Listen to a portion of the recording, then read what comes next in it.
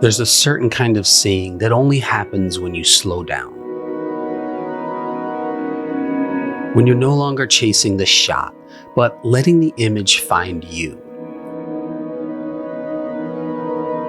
This is the lens I carry when I want to practice that kind of photography.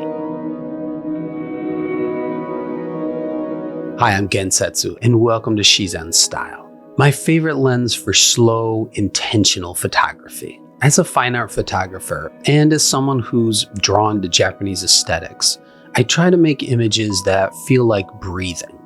Still, spacious, a little bit imperfect. That's where the Sony 70-200mm f4 comes in. It's lightweight, it's versatile, but more than that, it supports a way of working that's unhurried, observational, and present. So here are some things that makes this lens special to me. The 70-200 range gives me compression and reach. I don't need to physically intrude. I can observe quietly from a distance. It lets me find the intimate within the expansive. A single curled leaf, a tree leaning into mist, texture on stone. This version also has something special, full macro capabilities. At every focal length, I can focus incredibly close. That literally opens up entire worlds. Gear in the field, tripod, portability, setup. Even though the lens is light for a telephoto, just over 1.5 pounds, I still carry a tripod. Not because I always need it, but because it helps me slow down. It turns a photo walk into a meditation. You set up, breathe, observe, and wait. It also gives me a little more time to take a shot and observe the composition and reshoot, adjusting angles, things like that. Sometimes when we're caught up in a photo walk, it's more about the walking and less about the creative aspect. This approach is what I talk about in my book, The Quiet Lens. It's about more than gear. It's about how we see, about photographing with presence, not pressure, about noticing, truly noticing the spaces between things.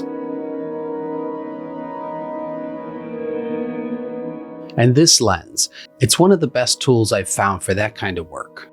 A few practical tips, how to use the 70-200 for intentional photography. Use the longer focal lengths to simplify, remove distractions, and focus attention. Try photographing the same scene at 70mm and at 200mm. See how the mood shifts. Use macro mode to find features that feel like brushstrokes. Don't overlook the quiet scenes. Branches, reflections, fallen leaves, they all have their own voice.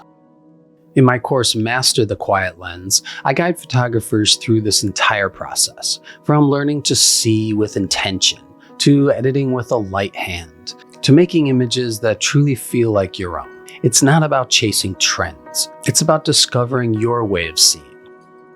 Why this lens matters to me.